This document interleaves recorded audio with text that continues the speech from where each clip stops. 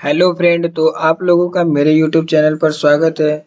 तो आज के वीडियो में हम लोग कवर करने वाले हैं कि किसी भी नंबर को यदि हम इंटर करा रहे हैं तो उसके रिवर्स नंबर क्या होगा, उसको हम लोग प्रोग्राम की सहायता से देखने वाले हैं।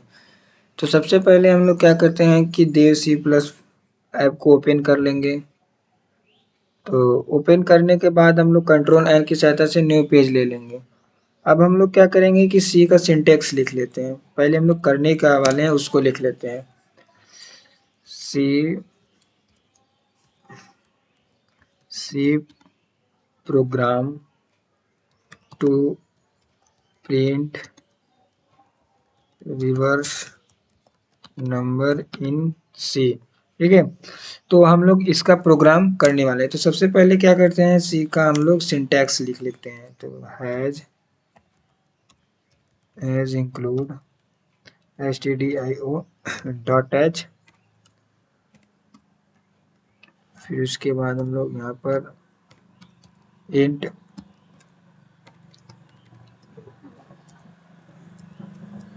मेन। फिर उसके बाद हम लोग कर्ली ब्रैकेट दे रहे हैं। तो अब हम लोग क्या करते हैं कि किसी भी नंबर का हम लोग रिवर्स नंबर चेक करने वाले। तो जैसे मैं एग्जांपल में समझ लीजिए कि जैसे मान लीजिए मैंने यहाँ पर 123 इंटर कर लिया, ठीक है। तो इसका रिवर्स नंबर क्या होगा, 321। तो इस प्रकार मैं किसी भी नंबर को इंटर करूंगा तो उसका रिवर्स नंबर फाइंड करना बताऊंगा विद कोड की सहायता से। तो चलिए अब हम लोग कोड को बनाते हैं। तो मान लीजिए कोई नंबर पहले हम लोग इनपुट करा रहे हैं। तो मान लीजिए यहाँ पर इंट एन कर लिया, या मान लीजिए एन कर लिया, और मैंने इसको मैसेज पास कर दिया कि प्रिंट इंटर एनी नंबर। ठीक है, फिर हम लोग यूजर से इनपुट ले लेते हैं %d, फिर यहाँ पर कामा एंड फिर शीट एन। ठीक है, फिर उसके बाद अब हम लोग क्या करते हैं कि ये तो हमने यूजर से कोई नंबर इनपुट करा लिया। अब एक कंडीशन दे देते हैं कि हमारा नंबर कब कहाँ तक जा सकता है। मान लीजिए हम लोग एन नेचुरल नंबर लेना चाहते हैं, तो एक कंडीशन दे देंगे कि वाइल जो एन है वो ग्रेटर रहेगा 0 से। ठीक है, और हम लोग यहाँ पर एक स्टेटमेंट पास कर देते हैं कि जो हमारा रिमाइंडर रहेगा, ठीक है, वो डिविजिबल रहेगा मान लीजिए एन मॉड्यूल 10 से। ठीक है, फिर यहाँ पर हम लोग सेमीकोलन दे देंगे। हम क्या करेंगे, एक मैसेज पास कर देंगे कि जो डिवाइस होकर आएगा उसको हम लोग प्रिंट करा लेंगे। प्रिंट एफ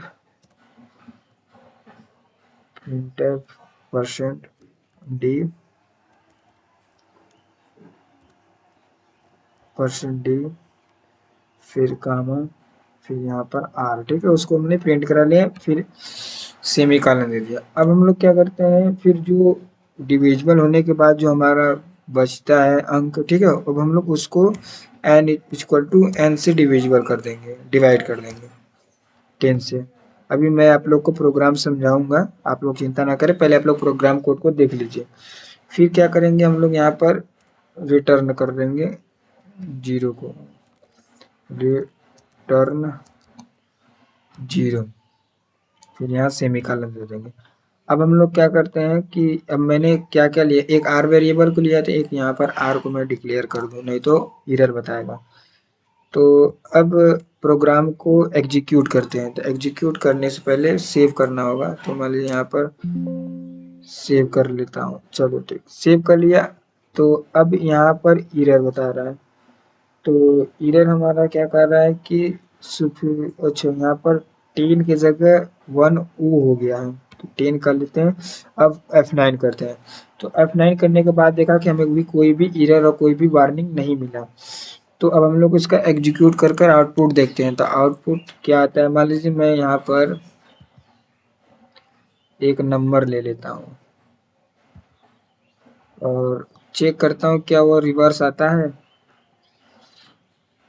तो मान लीजिए मैंने यहाँ पर ले लिया नंबर 220, ठीक है, फिर इसको इंटर कर दिया तो देखिए उसका रिवर्स क्या आ गया, 0222 आ गया, ठीक है। तो इस प्रकार से हम किसी भी नंबर को इंटर कर कर उसका रिवर्स नंबर फाइंड कर सकते हैं। अब चलिए देखते हैं कि प्रोग्राम कोड कैसे वर्क कर रहा है। तो अब देखिए जैसे मान लीजिए मैंने कोई भी नंबर को इंटर कराने के लिए मैंने यहाँ पर एक n नाम का वेरिएबल डिक्लेयर कर दिया और एक कंप्यूटर पर मैसेज पास कर दिया कि मैं कोई भी नंबर इंटर कर रहा हूँ और जो भी नंबर इंटर कर रहा हूँ मैं यूजर से ले रहा हूँ, ठीक है, स्कैनर की सहायता से।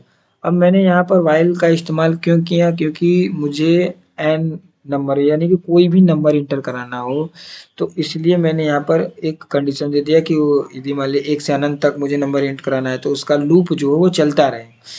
तो इसलिए मैं यहाँ पर वाइल का इस्तेमाल किया और जो कि एन जो है 0 से बड़ा है ये कंडीशन दे दिया। फिर उसके बाद यहाँ पर जो ये आर है ये हमारा रिमाइंडर है। जैसे मान लीजिए कि मैंने यहाँ पर 220 लिया, ठीक है। अब उसको हम लोग मॉड्यूल यानी कि डिवीजन कर रहे हैं 10 से, ठीक है।